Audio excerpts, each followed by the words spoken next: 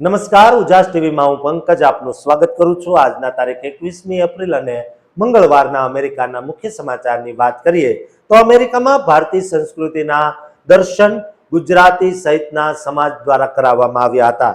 જ્વેલરીની દુકાનની બહાર લોકોએ રીતસરની લાઈનો લગાવી દીધી હતી। ભર બપોરના તડકામાં કલાકો સુધી ઊભા રહેલા લોકોને જોઈને અમેરિકનો ચકિત થઈ ગયા હતા। આ લાઈનો શા માટે લાગી હતી તેની વિસ્તારથી વિગતે વાત કરીશું। ઉપરાંતના સમાચારમાં જોઈએ તો અમેરિકામાં એક વિદ્યાર્થીને સામાન્ય ભૂલમાં વિઝા રદ કરી દઈને જેલમાં નાખી દેવામાં આવ્યો હતો। ડિટેન્શન સેન્ટરમાં એકમાંથી બીજી જેલમાં નાખીને આ વિદ્યાર્થીને માનસિક ત્રાસ આપીને તોડવાનો પ્રયત્ન કરાયો હતો, જેથી વિદ્યાર્થીએ આખરે કંટાળીને પત્નીને ત્યાં જ છોડી દઈને સેલ્ફ ડિપોર્ટ થઈ જવાનું નક્કી કર્યું। તેની વિગતે વાત કરીશું। ઉપરાંતના સમાચારમાં જોઈએ તો અમેરિકામાં ભારત વિરોધી ભયંકર નફરતનો માહોલ જોવા મળી રહ્યો છે। ટ્રમ્પની નીતિઓથી અમેરિકાના ટેક્સાસના સિટી કાઉન્સિલમાં ભારતની દીકરીએ મોરચો સંભાળ્યો હતો। આ દીકરીએ અમેરિકામાં વિરોધીઓની હવા કાઢી નાખતા જે દલીલો કરી તેની વિગતે વાત કરીશું। તો ચાલો તમામ સમાચાર જોઈએ વિસ્તારથી। અમેરિકાના ડલાસ જેવા આધુનિક શહેરમાં તમે હોવ અને અચાનક તમને ત્યાંના રસ્તાઓ પર એવું દ્રશ્ય જોવા મળે જે તમને તમારા ઘરની યાદ અપાવી દે। સોનાની ચમક પાછળ આટલી હદે પાગલપન અને કલાકો સુધી તડકામાં ઊભા રહેવાની એ ધીરજ શું માત્ર સંપત્તિ માટે છે કે પછી કોઈ બીજા કારણોસર? पहला आ वीडियो જોઈ લો, પછી વિગતે વાત કરીએ। डायरेक्ट लेन के बाहर तो चलो उन्होंने फिर भी बैठने का अरेंजमेंट कर रखा है, लेकिन तनिष्क के बाहर लाइन और भी लंबी है और मालाबार में तो 3 घंटे की वेटिंग थी। અમેરિકાના ટેક્સાસ રાજ્યમાં આવેલા ડલાસ શહેરમાં અક્ષય તૃતીયાના પવિત્ર પર્વ પર એક એવો નજારો જોવા મળ્યો જેણે સોશિયલ મીડિયા પર ધૂમ મચાવી દીધી અને આખી દુનિયામાં વસતા ભારતીયોને ચોંકાવી દીધા। એક ભારતીય મહિલાએ ડલાસમાં આવેલા ભારતીય જ્વેલરી સ્ટોર્સની બહાર ઉમટેલી માનવ મહેરામણનો વિડીયો સોશિયલ મીડિયા પર શેર કર્યો, જે જોતજોતામાં વાયરલ થઈ ગયો। આ મહિલાએ ડલાસની ગલીઓમાં જે દ્રશ્ય જોયું તે ખરેખર અકલ્પનીય હતું। તેની નજર સામે જ્વેલરીના અદ્ભુત મોટા સ્ટોરમાં ભારતીય બ્રાન્ડ્સના શોરૂમની બહાર લોકોની લાંબી લાઈનો જોવા મળી હતી। જે મહિલાએ વિડીયો શૂટ કર્યો છે તેણે બહુ જ આશ્ચર્ય સાથે જણાવ્યું કે તેણે આવો ક્રેઝ તો કદાચ ભારતમાં પણ અક્ષય તૃતીયા પર નથી જોયો જેવો અત્યારે ડલાસમાં જોવા મળી રહ્યો છે। તેનું કહેવું છે કે અહીં લોકો માત્ર સોનું જ નથી ખરીદી રહ્યા પણ તેમની ધીરજ અને સંસ્કૃતિ પ્રત્યેનો સમર્પણ પણ ખરીદી રહ્યા છે। વિડીયોમાં જોઈ શકાય છે કે પોતાની કારમાંથી રસ્તા પરની આ ભીડને કેમેરામાં કેદ કરી રહી છે। તે કેરેટલેન સ્ટોરની બહાર લાગેલી લાંબી લાઈન બતાવે છે, જ્યાં એટલી બધી ભીડ હતી કે સ્ટોર તરફથી લાઈનમાં ઉભેલા લોકો ખુરશીઓની પણ વ્યવસ્થા કરવામાં આવી હતી પણ તેમાં સમાતા નહોતા। આનાથી પણ વધુ ચોંકાવનારી વાત તેણે જ્યારે કહી ત્યારે તે મલબાર જ્વેલર્સની બહાર પહોંચી। તેણે જણાવ્યું કે મલબારમાં તો સોનું ખરીદવા માટે લોકોએ પૂરા 3 કલાક સુધી વેઇટિંગમાં રહેવું પડતું હતું। આ વાત સાંભળીને કોઈ પણ ગુજરાતીનું મન હરખાઈ જાય કે સાત સમંદર પાર પણ આટલી પરંપરાઓ કેટલી જીવંત છે। સોશિયલ મીડિયા પર આ વિડીયોએ એક મોટી ચર્ચા છેડી દીધી છે અને લોકો વિવિધ રીતે પ્રતિક્રિયા આપી રહ્યા છે। એક યુઝરે રમૂજ કરતા લખ્યું કે જ્યારે અમેરિકામાં લોકો લાઈનમાં ઊભા રહે છે ત્યારે ભારતમાં તો લોકો ઇન્સ્ટામાર્ટ અને બ્લિંકિટ જેવી એપ્સ દ્વારા ઘરે બેઠા સોનાના સિક્કા મંગાવી રહ્યા છે। તો બીજા એક યુઝરે આ ભીડ જોઈને લખ્યું કે ભારતીયો હંમેશા ભારતીયો જ રહેશે, પછી તે દુનિયાના કોઈ પણ ખૂણે કેમ ન હોય। જેમ ગુજરાતી માટે કહેવત છે, જ્યાં જ્યાં વસે ગુજરાતી ત્યાં સદાકાળ ગુજરાત।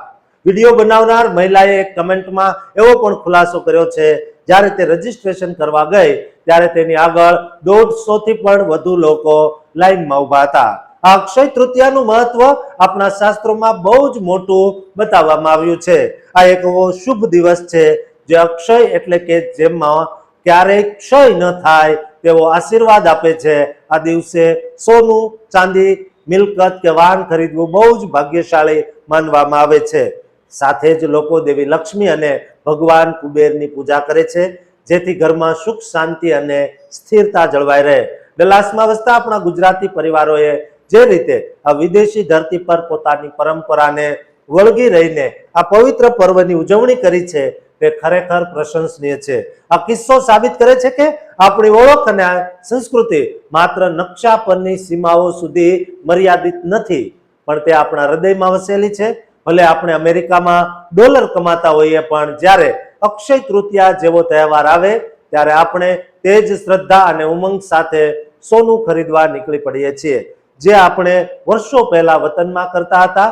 આ સમાચાર એ દરેક ભારતીય માટે ગૌરવની વાત છે કે આપણી પરંપરાઓ આજે ગ્લોબલ બની ચૂકી છે. દોસ્તો, આ વિડીયો એવા લોકોને શેર કરજો જે ગમે ત્યાં હોય પણ પોતાના મૂળિયા સાથે હંમેશા જોડાયેલા રહે છે. દોસ્તો, આ ચેનલને સબસ્ક્રાઇબ કરવાનું પણ ભૂલતા નહીં. શું તમે ક્યારેય એવી પીડાની કલ્પના કરી છે જ્યાં એક તેજસ્વી વિદ્યાર્થીના અમેરિકન સપના જેલના અંધારામાં ઓગળી જાય? એક 24 વર્ષનો યુવાન જે ભવિષ્ય બનાવવા ગયો હતો, પણ 5 મહિના સુધી એવી અમાનવીય હાલતમાં રહ્યો કે છેવટે તેણે હારીને પોતાનો દેશ છોડવાનો નિર્ણય લીધો. સિસ્ટમની કઠોરતા અને એકલતા વચ્ચે જ્યારે આશા તૂટી જાય ત્યારે શું થાય? આજે એક એવી હૃદયદ્રાવક વાત કહીશું જે સાંભળીને તમારો આત્મા ધ્રુજી ઉઠશે. અત્યારે અમેરિકામાં વસતા હજારો આંતરરાષ્ટ્રીય વિદ્યાર્થીઓ માટે એક બહુ જ મોટો અને આંખ ઉગાડનારો કિસ્સો સામે આવ્યો છે, જે સાબિત કરે છે કે ક્યારેક એક નાનકડી ભૂલ તમારી આખી જિંદગીને પાતાળમાં ધકેલી શકે છે.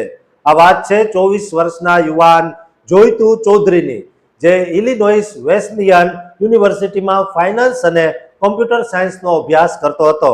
જોયતુ ડિસેમ્બર 2021માં F1 વિઝા પર બહુ મોટા સપના સાથે અમેરિકા આવેલો, પણ ઓગસ્ટ 2025માં તેની જિંદગીમાં એક એવો વળાંક આવ્યો કે બધું જ વેર વિખેર થઈ ગયું. એક શાળામાંથી બીજી શાળામાં ટ્રાન્સફર લેતી વખતે સેવિસ રેકોર્ડ જાળવવામાં થયેલી એક ભૂલને કારણે તેનો વિઝા સ્ટેટસ રદ કરી દેવામાં આવ્યો. આ વિઝાની સમસ્યાની વચ્ચે DHS એટલે કે હોમલેન્ડ સિક્યોરિટીએ એવો પણ દાવો કર્યો હતો કે જોયતુ પર દારૂ પીને ગાડી ચલાવવા અને ચોરી જેવા ગુનાહિત આરોપો હતા. જોકે આ યુવાને પોતાની ભૂલોનો પસ્તાવો કર્યો હતો અને કહ્યું હતું કે આ કેસો હજુ કોર્ટમાં ચાલી રહ્યા છે અને તે જલ્દી જ નિર્દોષ સાબિત થશે. પણ કાયદાની ચક્કીએ તેને જરા પણ સમય ન આપ્યો અને 3 ડિસેમ્બરના રોજ જ્યારે તે પોતાના નાના ભાઈને લેવા જઈ રહ્યો હતો ત્યારે આઈસના એજન્ટોએ રસ્તા પર તેને ઘેરી લીધો. જોયતુ જણાવે છે કે કેટલીક અજાણી અને નંબર વગરની ગાડીઓએ તેનો પીછો કર્યો અને અચાનક તેને પકડી લીધો, જે તેના માટે એક બહુ મોટો આઘાત હતો. આ ધરપકડ પછી જેલના સળિયા પાછળ તેનો જે સંઘર્ષ શરૂ થયો તે સાંભળીને રૂવાડા ઊભા થઈ જાય તેમ છે. તેને મિઝોરી, ઇન્ડિયાના અને ઇલિનોઇસ જેવા અલગ અલગ રાજ્યોના ડિટેન્શન સેન્ટરોમાં વારંવાર ટ્રાન્સફર કરવામાં આવતો. જોયતુનો આરોપ છે કે ત્યાંની સ્થિતિ અત્યંત ગંભીર અને અમાનવીય હતી. ત્યાં કેદીઓની સંખ્યા બહુ વધારે હતી, પ્રાઇવસી જેવું કાંઈ જ નહોતું અને જે ખોરાક અને પાણી મળતા તે સાવ હલકી ગુણવત્તાના હતા. તેને ADHD અને માનસિક ચિંતા જેવી બીમારીઓ હોવા છતાં યોગ્ય મેડિકલ સારવાર આપવામાં આવી નહોતી. તેણે બહુ જ દુઃખ સાથે જણાવ્યું કે તે જે જગ્યા ઇમિગ્રેશનના કેસની રાહ જોતા લોકો માટે નહીં પણ ગુનેગારોને સજા આપવા માટે હોય તેવું લાગતું હતું. જોકે અમેરિકન સત્તાવાળાઓએ આ તમામ આરોપોને નકારી કાઢ્યા છે અને કહ્યું છે કે જેલોમાં તમામ ધારાધોરણો જાળવવામાં આવે છે. આ આખી પરિસ્થિતિમાં જોયતુ માનસિક રીતે સાવ ભાંગી પડ્યો હતો. તેણે કહ્યું કે હું એક એવા સ્તરે પહોંચી ગયો હતો જ્યાં મને લાગ્યું કે હું સાવ તૂટી ગયો છું અને મને કશું જ સમજાતું નહોતું. છેવટે કોઈ જ રસ્તો ન દેખાતા તેણે કાનૂની લડાઈ છોડી દીધી અને પોતાની મરજીથી દેશ છોડવાનો એટલે કે સેલ્ફ ડિપોર્ટ થવાનો નિર્ણય લીધો. તેને એવું લાગ્યું કે સિસ્ટમ જાણી જોઈને લોકોને એટલી હદે માનસિક રીતે તોડી નાખે છે કે તેઓ લડવાનું છોડી દે. 26 ફેબ્રુઆરી 2026ના રોજ તેણે અમેરિકા છોડી દીધું, પણ આ મુસાફરી પણ બહુ જ મુશ્કેલ રહી.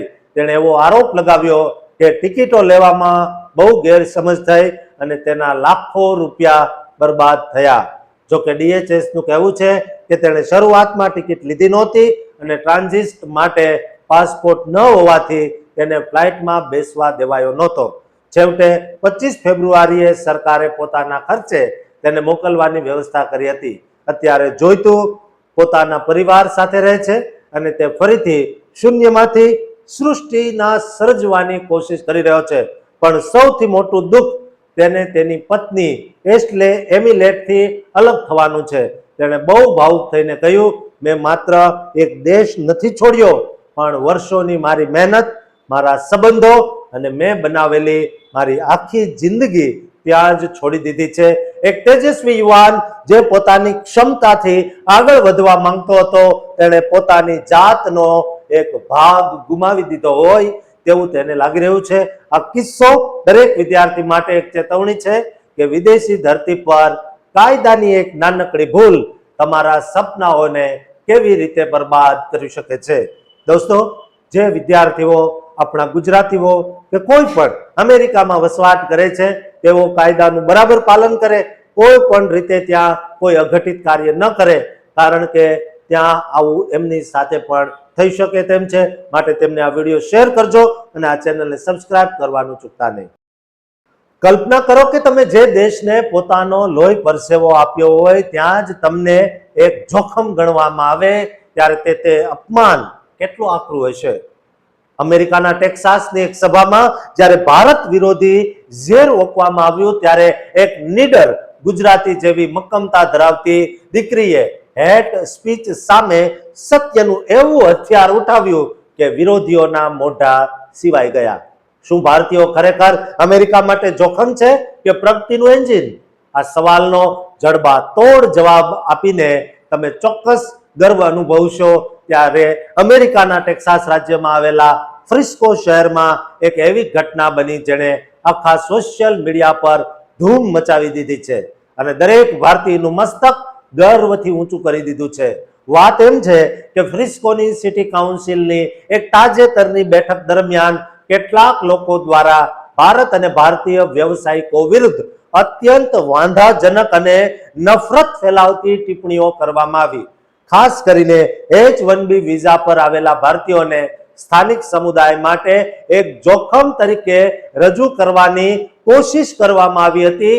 પણ આ નફરતના માહોલ વચ્ચે ભારતીય મૂળની કાર્યકર્તા નેહા સુરત્રાએ જે રીતે મોરચો સંભાળ્યો તે જાણીને આખી દુનિયા આશ્ચર્યચકિત થઈ ગઈ. નેહાએ માત્ર લાગણીઓથી નહીં પણ પાકા આંકડાઓ અને તથ્યો સાથે વિરોધીઓની બોલતી બંધ કરી દીધી. સોશિયલ મીડિયા પર વાયરલ થયેલા વિડીયોમાં નેહા સુરત્રાન બહુ જ મક્કમતાથી કહી રહી છે કે જો આપણે આંકડાકીય રીતે જોઈએ તો ભારતીય સમાજ હંમેશા ઉચ્ચ શિક્ષણ, ઉચ્ચ આવક અને સૌથી ઓછા ગુનાખોરીના દર સાથે જોડાયેલો રહ્યો છે. તેણે સવાલ પૂછ્યો, જો કોઈ સમાજ સુરક્ષિત પડોશ, મજબૂત શાળાઓ અને દેશના અર્થતંત્રમાં સૌથી મોટું યોગદાન આપતો હોય તો આપણે તેનાથી ડરવાની શું જરૂર છે? નેહાએ બહુ જ સુંદર રીતે સમજાવ્યું કે જો તમારું લક્ષ્ય તમારા બાળકોને સુરક્ષિત વાતાવરણ અને સારી શાળાઓમાં ઉછેરવાનું હોય તો ભારતીય સમાજથી ડરવાને બદલે તેમનું સ્વાગત કરવું જોઈએ, કારણ કે તેઓ આ દેશને વધુ મજબૂત બનાવી રહ્યા છે. આટલું જ નહીં પણ સાંસ્કૃતિક વિવિધતા પર સવાલ ઉઠાવનારાઓને પણ નેહાએ બહુ જ સચોટ જવાબ આપ્યો છે.